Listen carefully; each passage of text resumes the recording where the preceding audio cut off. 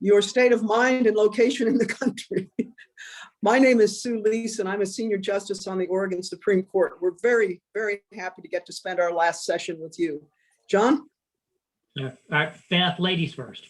Aw, thanks. I'm really excited to get to meet you all from Idaho. My name is Beth Bratway. I am a senior technical assistance coordinator at the American Institutes for Research. All right. Now, John. Good evening. My name is John Deloach. I am the senior staff attorney for the South Carolina Association of Counties. And we would like to meet you before we get serious about our work. My name is Heath Arnold. I am a junior at Meridian Medical Arts Charter High School, and our coach is Blake Godet. Good. And where in Idaho are you? Where's your high school? Meridian. In Meridian. Terrific. My name is Silvia Zamarek Malpuri. Hi, my name is AJ Kalinowski. Terrific. We're getting a little bit of feedback audio, and I'm not sure why that is, but we'll work with it. If we wind up interrupting you, please don't let that derail you. It's just that we really want to be able to hear you well. No surprise, we're doing question 2 today, which I will now read. One founder claimed that representatives should refine and enlarge the public views by passing them through the medium of a chosen body of citizens whose wisdom may best discern the true interest of their country. Do you agree or disagree with this claim? What alternative systems of representation were considered by the founders? What alternative systems of representation, if any, should be considered in the 21st century? You may begin. Quoted by James Madison, the idea of having an individual refine and enlarge the ideas and opinions of the public view is an acknowledgement that should remain definitively. Under such a regulation, it may well happen that the public voice pronounced by the representatives of the people will be more consistent to the public good than if pronounced by the people themselves, confined for the purpose. Everyone has their own self-interests, and people's self-interests clash with others. Governments have to be able to pass laws for the common good instead of one specific group. Having this form of direct extended republic solves the issues of fractions, and people govern through their elected official who their ideas coincide with, rather than having a direct democracy with too much leeway where one group's guidelines take over. Many times the span of understanding of the general idea is skewed and fogged from the lack of interest in such topics, and their votes towards situations won't come in handy. In having a delegate, these ideas with no thinking behind them can be fizzled down to something reasonable that will benefit the population as a whole. The Virginia and New Jersey plan is all common knowledge. We know about the great compromise that created our current legislative branch. I think this system is the best one that was discussed at the Constitutional Convention, despite its flaws. A democracy was considered and also a monarchy because some advocated for George Washington to become king. Alexander Hamilton had advocated for a lifetime approval of a president. Hamilton had discussed in Federalist 68 on how a president should be able to serve for life if he is continuously elected. This was the rule until 1947, when the 22nd Amendment was added to the Constitution, saying that a president can only run for 2 terms. Despite these being discussed, the form that they had decided on was a republic. However, this form of government cannot succeed in our current society. Thomas Jefferson had stated that our form of representation could not work unless our citizens are informed. Take a look around. More than half of our country has no idea of the policies of our representatives, but the D or the R next to their name on the ballot sheet. Our population in the United States is so uneducated in the system that we are unable to understand how our government works and how we can even represent ourselves. With social media today, people only know how to form opinions and not have concrete evidence to back it up. Another problem with this system is the major polarization of parties. The parties have assisted in how our officials get elected, but the polarization of them has happened over the last couple of decades has corrupted our system. George Washington had warned in his final address to not form parties. Lincoln had said that a house divided cannot stand. 2 of these incredible presidents who many argue to be the greatest in American history, and we disregard completely what they say. I believe that this system was the best form of representation that was discussed at the convention, but there are many issues with it in modern America. When understanding the 2-party system in America, one may be left to believe that the current political form of representation is based on a pendulum. In 2016, a Republican was elected, and in 2018, the Democrats took over the Senate. Our body of representatives are always swinging back and forth when it comes to who is in charge. The 2-party system can be improved, and the best way to represent all citizens would be to expand the state legislatures. Allowing for more options would allow for people to seek their candidate that they most agree with. This will fix the issue that was stated before with people being uneducated. The expansion of the state legislature would allow for more choices for representation and would allow for more freedom to vote for someone who you best agree with rather than voting based on their party. As stated before, the pendulum is always swinging back and forth in the United States. The creation of more parties would not fix the issue of representation in the country due to the Democratic and Republican parties being far more advanced.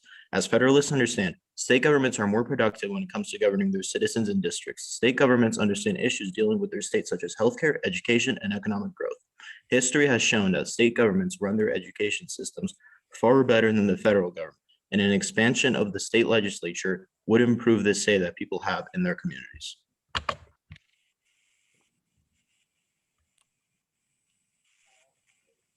Don't want to interrupt, but is that you've concluded?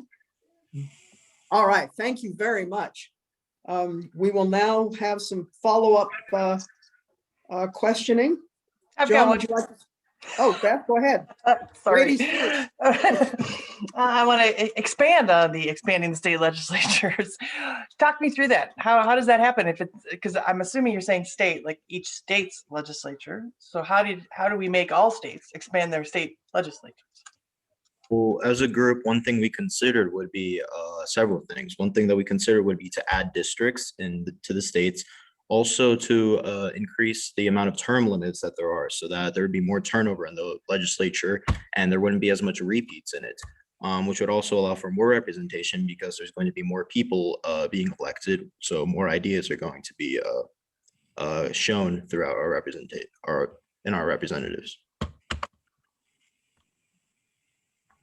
How do you ensure that happens at each state? This could actually be enforced by, well, the most extreme and solid way is to make it an official amendment in the Constitution on adding more, and this can also be modified later if need be. Could you clarify for me when you say add more? Do you mean make the sizes of the state legislatures bigger? Or have them meet more often? The state legislatures are all over the map on how long they meet, where they meet, how big they are, whether they have term limits. You would make this a uniform, say more about what this enlarged legislature or added state legislatures would look like. Okay, so our plan basically is that we have someone that represents each district in a state, and this would provide for like racial minorities that don't really get represented and are unrepresented in many states to get represented by the people in the districts. How are you arguing that that's not done now? Reynolds v. Sims in the early 60s required that state legislators be divided by districts under the one man, one vote idea. So I'm not sure how the federal Constitution requires any kind of expansion, because where in the Constitution does it even require a state legislature?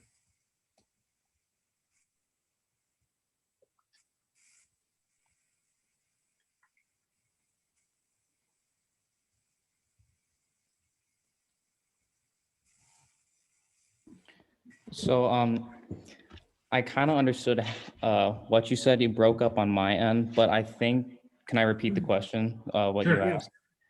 It was like, how can this like be enforced in the Constitution and all of that?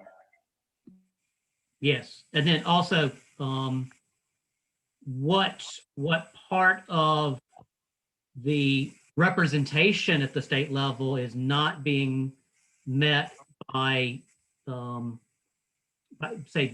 race now, given that the Supreme Court has dictated under Reynolds v. Sims that the state legislative districts be done by proportion of the population. So we could take into consideration felons, for example. many felons aren't represented in most states. So we could consider having more diverse representatives that would consider taking the felons. So help me understand, there'd be a constitutional amendment and it would say to the states, you must have the following categories represented in your state legislature. And then you would specify what those categories are, from felons to what else? I feel like using the census that we do every 10 years could also help. So if we use that and just like look at where minorities and all those are in, we could just form districts to help represent them. Okay, but not all minorities live in the same geographic area, so you would have, and this is not an impossibility, non-contiguous districts made up of particular populations as opposed to people within geographic boundaries.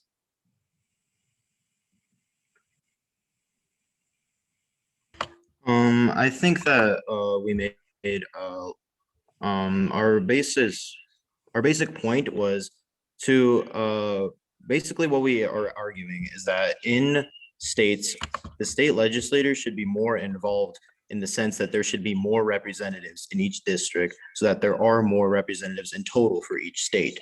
And that would allow for people to not, because what we brought up in our overall our prepared response was that we noticed how people are so divided in Democrat and Republic. So what we want to do is to allow for more representation so that people don't just vote based off of a D and an R on a ballot. We want to have more state legislation because it's proven that states are better at doing things than the federal government. So people will be more represented by a bigger state legislation. Okay. Okay. Would you advocate getting rid of partisan elections then?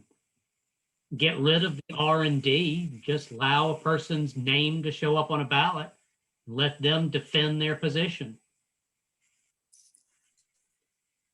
I feel like what I brought up earlier on how just the Democrat, how on the ballot it has the D or the R next to their name, associating them with the party. I feel like that is what really throws off the actual election results, because some people could just associate themselves with the party and then just continuously just select that. So I feel like if we remove the D or the R next to their name, that would be a lot better way of getting the citizens to be involved and look into the policies of what their representatives. So just to make sure I understand again, this would be all nonpartisan elections at the state level, or people could campaign and be funded by parties. It's just that the party label wouldn't show up on the ballot. Yes.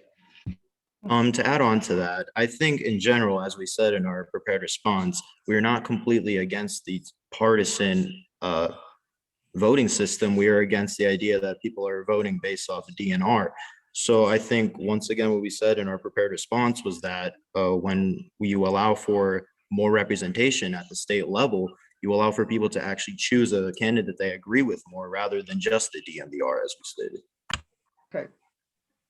Beth? And this way it leads to more unity, because if people don't look at the DNR, and when they do eventually find out that their morals align with whoever gets elected, everyone can come together.